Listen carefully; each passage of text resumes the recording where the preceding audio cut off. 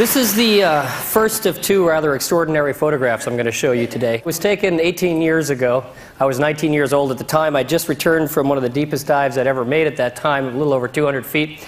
And I caught this little fish here, and it turns out that that particular one was the first live one of that ever taken alive. I'm not just an ichthyologist, I'm a bona fide fish nerd, and to a fish nerd this is some pretty exciting stuff. And more exciting was the fact that the person who took this photo is a guy named Jack Randall, the greatest living ichthyologist on Earth, the grand poobah of fish nerds, if you will. And so it was really exciting to me to have this moment in time. It really set the course of the rest of my life. But really the most significant thing, the most profound thing about this picture was taken 2 days before I was completely paralyzed from the neck down.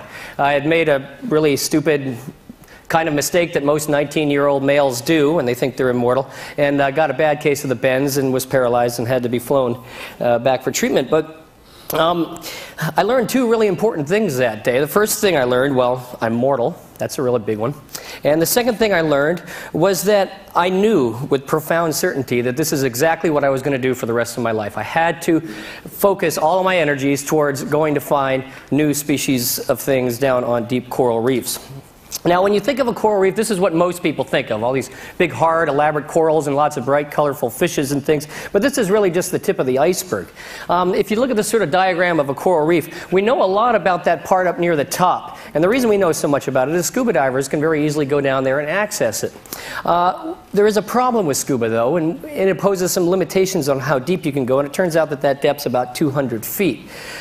I'll get into why that is in just a minute, but the point is scuba divers, generally stay less than 100 feet deep and very rarely go much below this, at least not with any kind of sanity. So to go deeper, most biologists have turned to submersibles. Now, submersibles are great, wonderful things, but if you're going to spend $30,000 a day to use one of these things, and it's capable of going 2,000 feet, you're sure not going to go farting around up here in a couple of hundred feet. You're going to go way, way, way down deep. So the bottom line is that almost all research using submersibles has taken place well below 500 feet. Now, it's pretty obvious at this point. There's this zone here in the middle. And that's the zone that really centers around my own personal pursuit of happiness. Is I want to find out what's in this zone. We know almost nothing about it. Scuba divers can't get there. Submarines go right on past it. It took me a year to learn how to walk again after I had my diving accident in Palau. And during that year, I spent a lot of time learning about physics and physiology of diving and figuring out how to overcome these limitations. So I'm just going to show you a basic idea. We're all breathing air right now. Air is a mixture of oxygen and nitrogen, about 20% oxygen, about 80% nitrogen. It's in our lungs. And there's a phenomenon called Henry's Law that says the gases will dissolve into a fluid in proportion to the partial pressures at which you're exposing them to. So basically, the gas dissolves into our body. The oxygen is bound by metabolism. We use it for energy. The nitrogen just sort of floats around in our blood and tissues, and that's all fine. That's how we're designed. The problem happens when you start to go underwater. Now, the deeper you go underwater, the higher the pressure is. If you were to go down to a depth of about 130 feet, which is the recommended limit for most scuba divers, you get this pressure effect. And the effect of that pressure is that you have an increased density of gas molecules in every breath you take. And then over time, those gas molecules dissolve into your blood and tissues and start to fill you up. Now, if you were to go down to, say, 300 feet, you don't have 5 times as many gas molecules in your lungs. You've got 10 times as many gas molecules in your lungs. And sure enough, they dissolve into your blood and tissues as well. And of course, if you were to go down where there's 15 times as much, the deeper you go, the more exacerbating the problem becomes. And the problem, the limitation of diving with air is all those dots in your body, all the nitrogen and all the oxygen. There's 3 basic limitations of scuba diving. The first limitation is the oxygen toxicity. Now, we all know the song, love is like oxygen. You get too much, you get too high, not enough, and you're going to die. Well, in the context of diving, you get too much, you die also. You die also because oxygen toxicity can cause a seizure. Makes you convulse underwater. Not a good thing to happen underwater. So it happens because there's too much concentration of oxygen in your body. The nitrogen has 2 problems. One of them is what Jacques Cousteau called rapture of the deep, and Sonny mentioned it. It's nitrogen narcosis. It makes you loopy. The deeper you go, the loopier you get. You don't want to drive drunk. You don't want to dive drunk. So that's a real big problem. And of course, the third problem is the one I found out the hard way in Palau, which is the bends. Now, the one thing I forgot to mention is that to obviate the problem of the nitrogen narcosis, all of those blue dots in our body. You remove the nitrogen and you replace it with helium. Now, helium's the gas.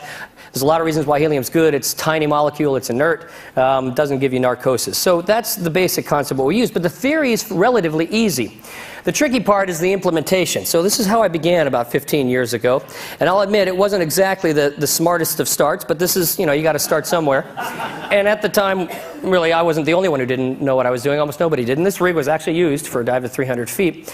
But over time, we got a little bit better at it. And we came up with this really sophisticated-looking rig with, 4 scuba tanks and 5 regulators and all the right gas mixtures and all that good stuff. And it was fine and dandy and allowed us to go down and find new species. This picture was taken 300 feet deep, catching new species of fish. But the problem was it didn't allow us much time. For all its bulk and size, it only gave us about 15 minutes at most down at those sort of depths. We needed more time. There had to be a better way. And indeed, there is a better way. In 1994, I was fortunate enough to get access to these prototype closed-circuit rebreathers. All right, closed-circuit rebreather. What is it about it that makes it different from scuba, and why is it better? Well, there are 3 main advantages to a rebreather. 1, they're quiet. They don't make any noise. 2, they allow you to stay underwater longer. 3, they allow you to go deeper. And how is it that they do that? Well, in order to really understand how they do that, you kind of have to take off the hood and look underneath and see what's going on. There are 3 basic systems to a closed-circuit rebreather. The most fundamental of these is called the breathing loop. It's a breathing loop because you breathe off of it, and it's a closed loop, and you breathe the same gas around and around and around. So there's a mouthpiece that you put in your mouth. And then there are also a counterlung, or in this case, 2 counterlungs. Now, the counterlungs aren't high-tech. They're just simply flexible bags. They allow you to mechanically breathe, mechanically ventilate. When you exhale your breath, it goes in the exhale counterlung. When you inhale a breath, it comes from the inhale counterlung. It's just pure mechanics allowing you to cycle air through this breathing loop. And the other component on a breathing loop is the carbon dioxide absorbent canister. Now, as we breathe, we produce carbon dioxide, and that carbon dioxide needs to be scrubbed out of the system. So there's a chemical filter in there that pulls the carbon dioxide out of the breathing gas so that when it comes back to us to breathe again, it's safe to breathe again. So that's the breathing loop in a nutshell. Now, the second main component of a closed-circuit rebreather is the gas system. Now, the primary purpose of the gas system is to provide oxygen, to replenish the oxygen that your body consumes. So the main tank, the main critical thing is this oxygen gas supply cylinder we have here. But if we only had an oxygen gas supply cylinder, we wouldn't be able to go very deep because we'd run into oxygen toxicity very, very quickly. So we need another gas, something to dilute the oxygen with, and that, fittingly enough, is called a diluent gas supply. Now, in our applications, we generally put air inside this diluent gas supply because it's a very cheap and easy source of nitrogen. So that's where we get our nitrogen from. But if we want to go deeper, of course, we need another gas supply. We need helium. And the helium is what we really need to go deep. And usually we'll have a slightly larger cylinder. It's mounted exterior on the rebreather like this. And that's what we use to inject as we start to do our deep dives. And we also have a second oxygen cylinder that's solely as a backup. In case there's a problem with our first oxygen supply, we can continue to breathe. And the way you manage all of these different gases and all these different gas supplies is this really high-tech, sophisticated gas block up on the front here where it's easy to reach. It's got all the valves and knobs and things you need to do to inject the right gases at the right time. Now, normally you don't have to do that because all of it's done automatically for you with the electronics, the third system of a rebreather. The most critical part of a rebreather are the oxygen sensors. You need 3 of them so that if one of them goes bad, you know which one it is. You need voting logic. You also have 3 microprocessors. Any one of those computers can run the entire system. So you have to lose 2 of them. There's also backup power supplies. And of course, there's multiple displays to get the information to the diver. This is the high-tech gadgetry of what allows us to do what we do on these kind of deep dives. And I could talk about it all day, just ask my wife. But I want to move on to something that's kind of much more interesting. I'm going to take you on a deep dive. I'm going to show you what it's like to do one of these dives that we do. We start up here on the boat, and for all this high-tech, expensive equipment, this is still the best way to get in the water. Just flop over the side of the boat.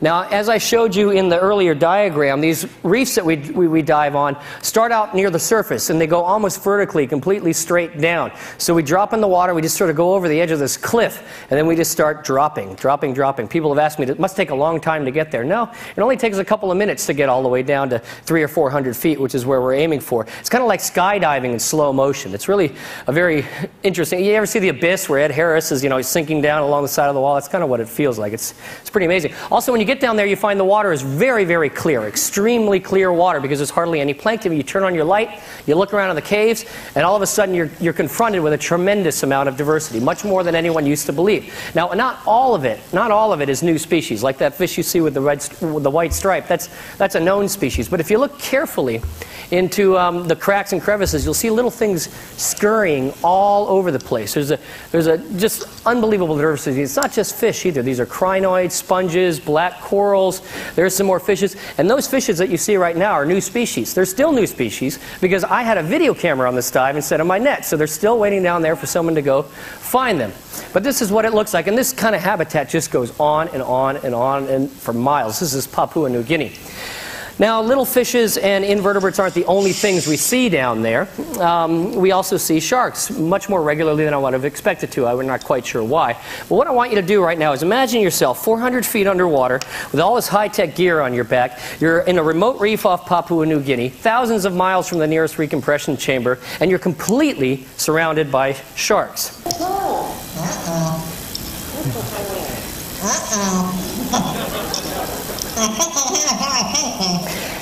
When you start talking like Donald Duck, there's no situation in the world that can seem tense.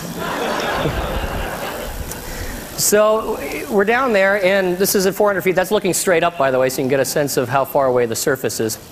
And if you're a biologist and you know about sharks and you want to assess, how much jeopardy am I really in here, there's, one question sort of jumps to the forefront of your mind immediately, which is silver-tip sharks. There are actually 3 species of sharks here. The silver-tips are the one with the white edges on the fins, and then there's also gray reef sharks and some hammerheads off in the distance. And yes, it's a little nerve-wracking.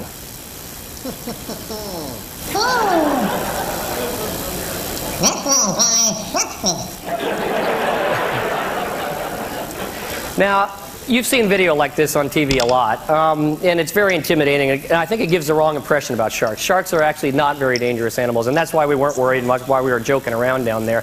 More people are killed by pigs, more people are killed by lightning strikes, more people are killed at soccer games in England. There's a lot of other ways you can die, and I'm not making that stuff up. Coconut. You can get killed by a coconut more likely than killed by a shark. So sharks aren't quite as dangerous as most people make them out to be. Now, I don't know if any of you get U.S. News and World Report. I got the recent issue. There's a cover story all about the great explorers of our time. The last article is about is an article entitled "No New Frontiers," and it questions whether or not there really are any new frontiers out there, whether there's any real, true, hardcore discoveries to be made. And this is my favorite line from the article. As a fish nerd, I have to laugh because they don't call us fish nerds for nothing. We actually do get excited about finding a new dorsal spine in a guppy, but it's much more than that. And I want to show you a few of the guppies we've found over the years. This one's, you can see how ugly it is. But even if you ignore the scientific value of this thing, just look at the monetary value of this thing. A couple of these ended up getting sold through the aquarium trade to Japan, where they sold for $15,000 a piece. That's $500,000 a pound. Here's another new angelfish we discovered.